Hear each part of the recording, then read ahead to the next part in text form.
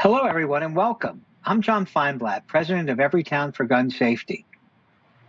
And I'm Shannon Watts, the founder of Moms Demand Action, the grassroots arm of Everytown. Today, we're hosting Governor Gretchen Whitmer for the 12th and final installment of Demanding Women, Quarantine Conversations about Gun Violence. Governor Whitmer, thank you so much for joining us today. Thank you. I'm glad to be with you. Great. It's great to have you. Now, as you know, Governor, we've been talking with women leaders around the country about urgent issues like COVID-19, racial justice, and police violence, all of them through the lens of gun violence. And if any leader understands how connected these issues are, it is you. After the pandemic, you were among the first governors to follow the science and issue stay-at-home orders. You also had the vision to say that gun stores, like thousands of other businesses, were non-essential in the middle of a public health crisis. Sadly, the response by some was both predictable and terribly troubling, particularly when they came to the Capitol toting guns. But you didn't waver, and the people of Michigan are definitely safer for it. So as America continues to battle a rise in both COVID and gun violence, I'm eager to hear your thoughts on the role governors can play in promoting public health and public safety. So Shannon, why don't you take it from here? I'll hop on Twitter and watch the rest from there. Thank you, John. And thank you, Governor Whitmer. Thank you for being here. I want to dive right in. The president is planning to send federal agents into Detroit. This is a city that has one of the largest Black populations in the country and is already disproportionately impacted by gun violence in the pandemic. What is your response, and are you concerned given what happened in Portland? Well, I'm absolutely very concerned given what happened in Portland. I think that this reaction is not based on the facts. It's deeply disturbing. There's a political agenda at play here when lives are at stake. And I think it's made it very clear that the Trump administration doesn't know anything about the city of Detroit, is not paying attention to what is really happening here in Michigan. In fact, in response to Representative Jayapal's questioning, the Attorney General, Bill Barr, acknowledged he didn't even know that there were threats on my life. Now, I don't really think that was true. But if you believe what they say, they've acknowledged they don't know what's going on here on the ground. And that's why it's important to point out that Detroiters have been peacefully protesting policing and policies that have led to disparate impacts on communities of color and the African-American community in particular. And so I would say that if this administration wants to help the city of Detroit and the state of Michigan, they should stop this phony rhetoric. Don't make threats against the people who were all American, and get their act together and start working on a real national strategy around COVID-19 and get that fourth supplemental done so that we can do what we need to protect people in this economic crisis that is the direct fallout from the mismanagement of a public health crisis. Thank you. And I love your statement that we are all Americans. It's so important to remember right now. Michigan has been in the spotlight for both its fight against the coronavirus and for the presence of heavily armed protesters. And these armed protesters tried unsuccessfully to intimidate you by storming the Capitol to resist stay-at-home orders, which were meant to keep Michiganders safe from the coronavirus. So why do you think they chose to openly carry guns? And what do you think the effect was of that choice? So I think that this is a really important confluence of events. They're not unrelated. I know that armed protesters showing up at our Capitol is not the norm. And it's just is so painful for me to see that this is how Michigan is being portrayed to the rest of the world. That's really a slim minority. However, they were emboldened. They were emboldened by rhetoric, and they were there to intimidate people under the guise of patriotism. They were misusing a public health crisis to push their own political agenda. The fact of the matter is we are in the middle of a global pandemic. You want to show your patriotism? Wear a mask. You want to show your patriotism? Help people who are in crisis right now, because there are many. In our Michigan Capitol, this is how ridiculous our policy is here on this particular issue. You're forbidden to carry a sign into the Capitol, but you are permitted to bring a gun into the Capitol. And it's deeply concerning to me, because I know that there were legislators who were there to do their job, to make decisions on pieces of legislation, and had to look up into the gallery where the public is permitted and see people with automatic rifles. And I'll tell you, it's even more than just what you saw at the Capitol. Had people with automatic weapons on the front lawn of the governor's residence. I have stood with my teenagers and my husband in the window and watched them march out in front of my house. This kind of action is emboldened by the rhetoric that we see coming out of Washington, D.C. And I remember watching the president's speech that he gave right before they cleared the park so he could have his photo op. And he referenced the Second Amendment, and that just is the kind of dog whistle that always makes me fearful that we'll have more violence break out across the country. And so this is really a moment, not just in Michigan, but across our country, where this crisis has converged with this.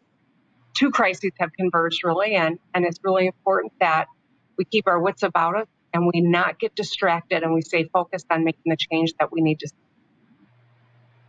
It is important to stay focused, yet we have an administration that keeps trying to take us off track.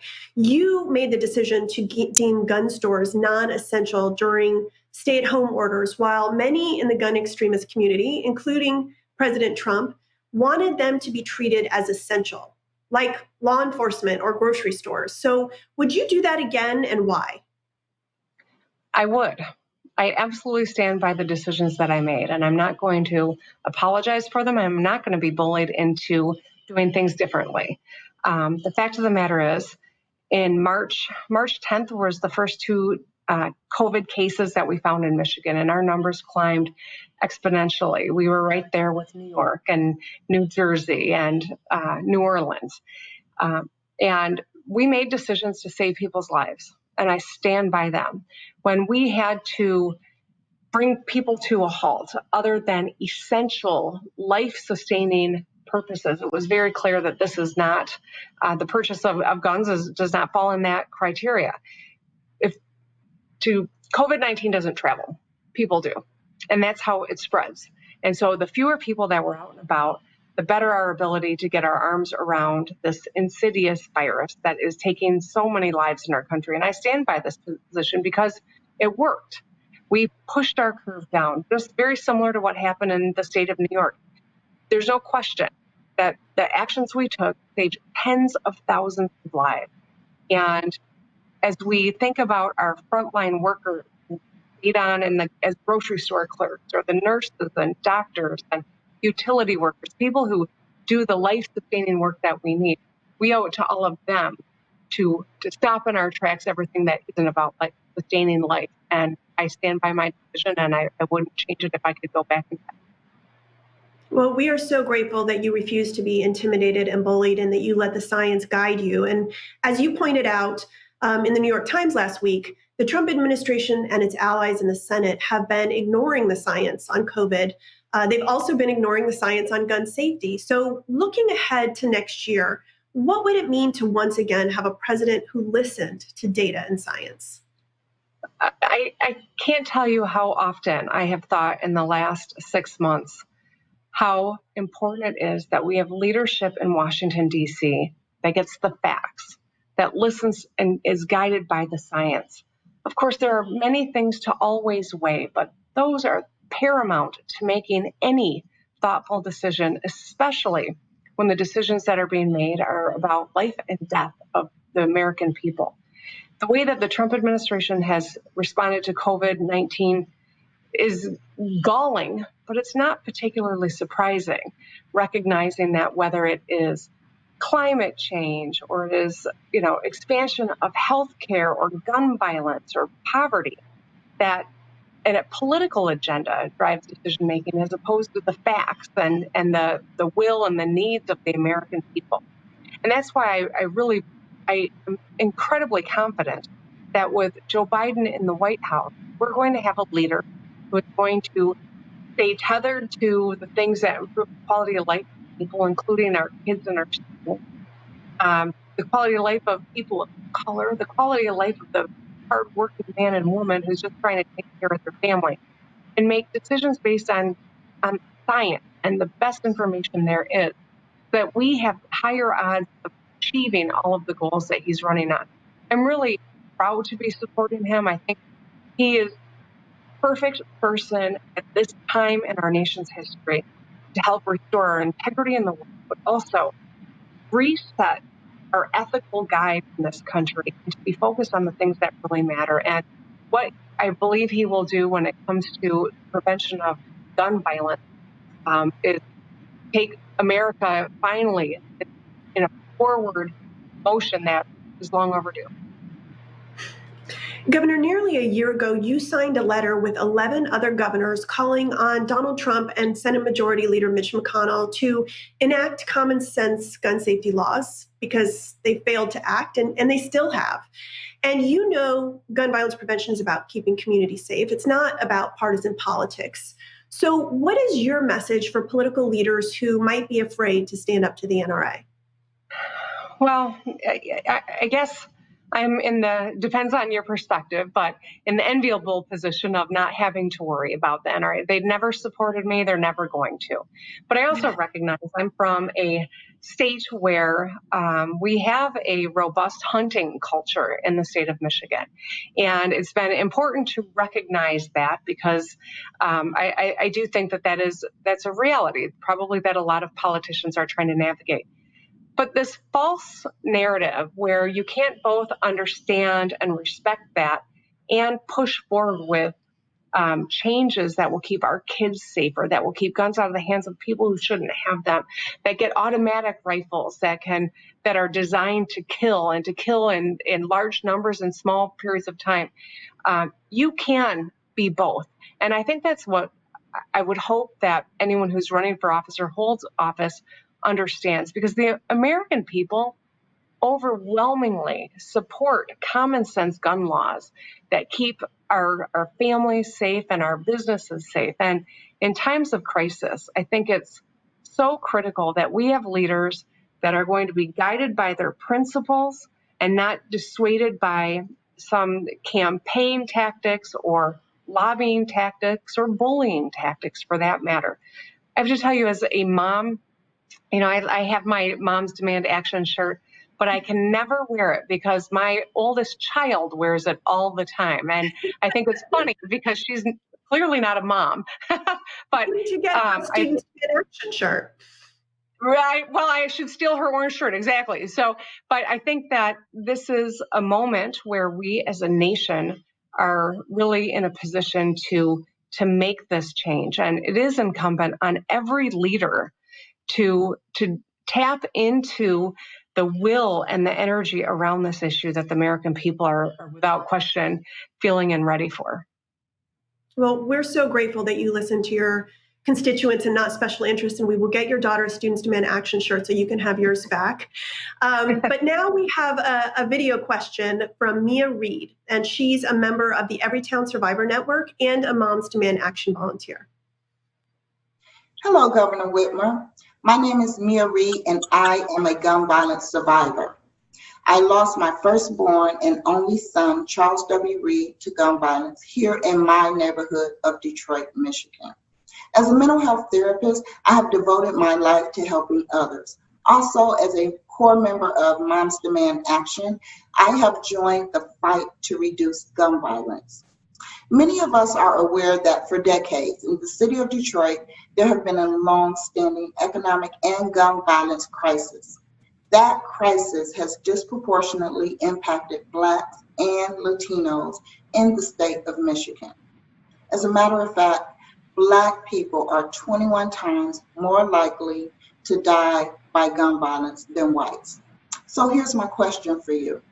What can we do together here in Michigan to address the systemic racism that puts Blacks in Michigan at more risk of gun violence? Thank you.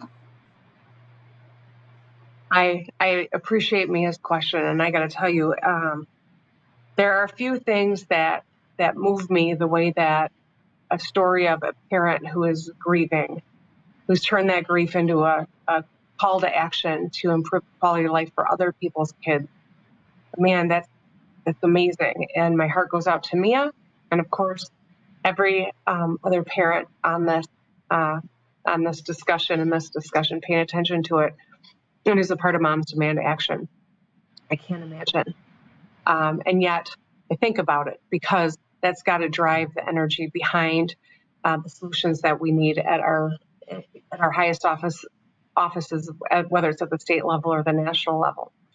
Now, mass shootings often sweep up a news cycle. Everything stops. We pay attention, not long enough, but we do stop and pay attention. But every single day there are shootings in this country.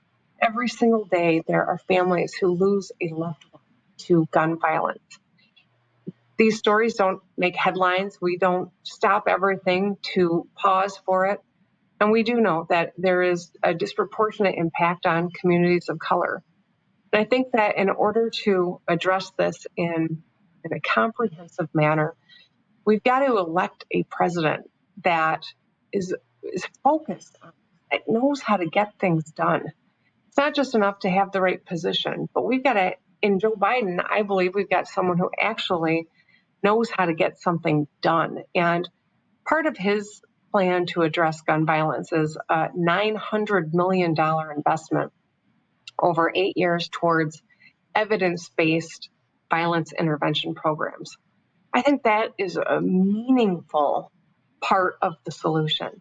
It's not going to be the whole solution, and we know this. We have to tackle this from a variety of fronts. But I can tell you that in Michigan, we're working really hard to address a number of pains that have become front and center in the midst of COVID-19 that show the impact of systemic racism on Black Americans. Whether it's in policing, which is, of course, front and center in this conversation, or healthcare, which is as well, or education or anything else. I gave my State of the State back in January, when we were all blissfully ignorant to the impending global pandemic that would hit our nation so hard. And during that speech, I talked quite a bit about the focus that we were going to put into addressing disparities for new moms, Black moms in particular. In Michigan, it's 3 times more deadly for a Black mom to have a baby than for a white mom. And focusing on things like implicit bias and expanding access to health care. These are a few things that we were focused on before the pandemic. But now with this pandemic, it's more important than ever that we work to level the barriers that have kept African Americans from having real equitable opportunities in the country. And whether it's what happened to George Floyd or Ahmaud Arbery or Breonna Taylor or the many, many people with the same story who came before them, right now is a call to action to make the change that is long overdue in this country. And I believe we are on the precipice of doing it, but it starts with this election on November 3rd.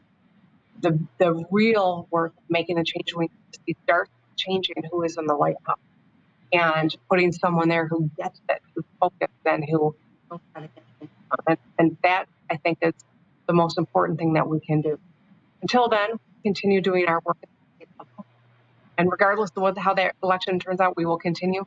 But we can get a lot accomplished by sending Joe Biden to the White House on this issue and so many others that will create real opportunity for communities of color in America. Thank you, Mia, for that question. Thank you, Governor Whitmer. And speaking of the White House, I'd like to pivot to the 2020 election. Can you tell us how you think the politics of gun safety has shifted in Michigan? And ultimately, how should Vice President Biden be talking about gun safety in the final months leading up to the election?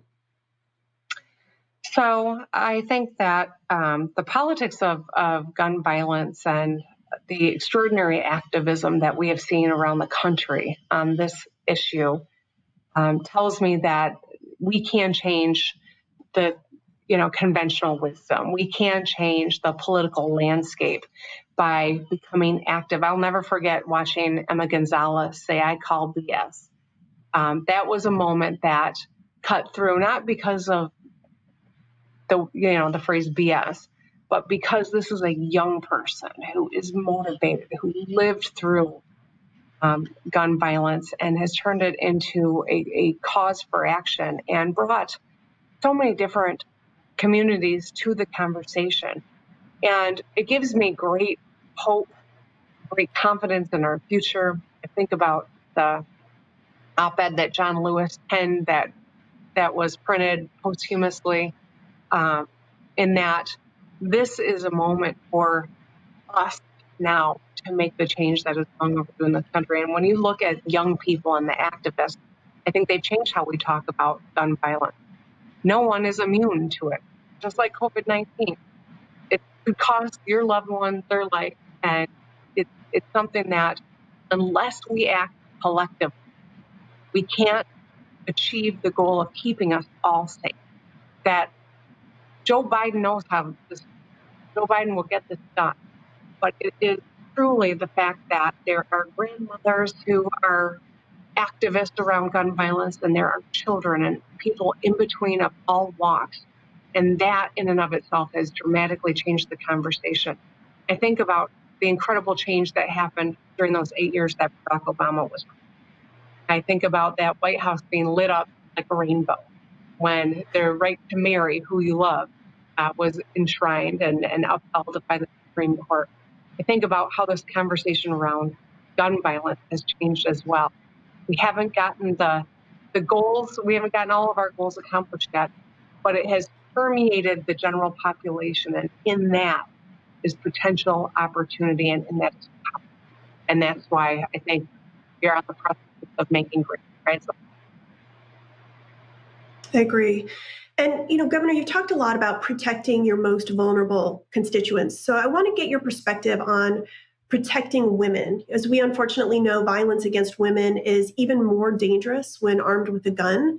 And lawmakers in Michigan have been considering legislation that would close the loophole that gives domestic abusers easy access to guns. What can we do to protect women in Michigan and across the country? Well, I think, a number of things.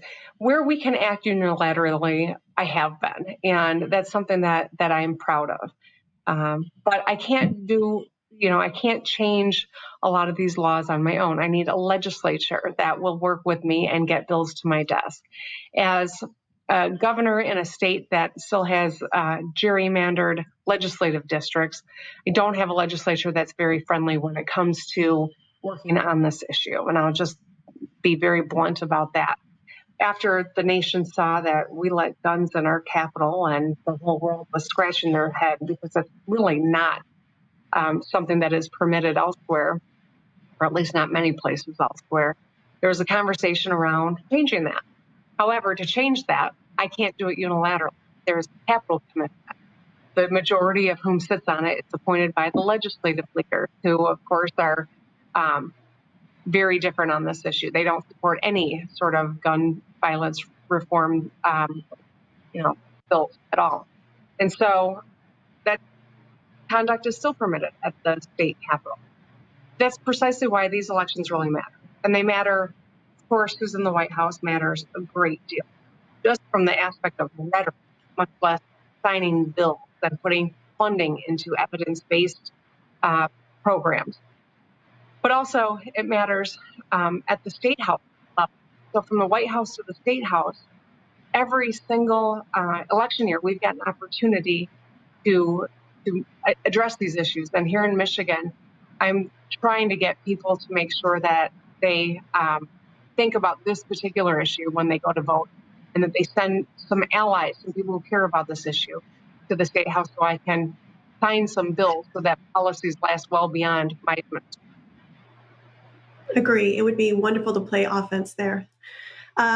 Finally, Governor, I would like to close with one more thing. Moms Demand Action and Students Demand Action volunteers have been fighting tirelessly for gun safety across the country and winning. Do you have a message for them as we head into November of 2020? Well, it's just this. It's simple. Yours is a righteous cause. You are on the right side of an issue, and our country needs to be on the right side of history on this one. And the work that you do is important, and I know it's emotionally draining. But as a mom, as an American, as a governor, I am incredibly grateful and humbled by the work that you do. And I just want you to keep going, because there's an opportunity on the horizon, but every one of us has to be a part of making sure that we achieve it. Thank you so much, Governor. We are so grateful that you joined us today. We're grateful for your voice in this fight, and thank you so much for being in our corner. Absolutely. Thank you for everything that you do. Thank you, Governor. Thank you to everyone who joined us on Twitter and on Facebook. If you'd like to join us in this fight, get involved with Everytown, Moms Demand Action, and Students Demand Action by texting the word READY to 64433. Our conversation today with Governor Whitmer marks the end of our Demanding Women series.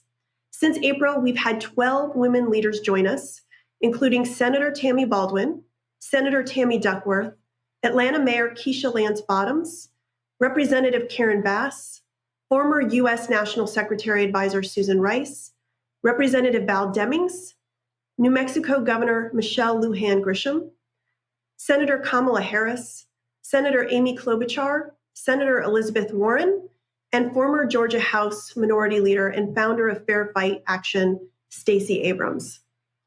As a mom of 5, including 4 daughters, I cannot tell you how much it has meant to me to know that the next generation is growing up with women like these as role models. Our series participants inspired us, taught us, and motivated us to keep going in the fight to end gun violence. Their voices and their effectiveness prove once more that nothing is more productive, persuasive, or powerful than demanding women. Thank you.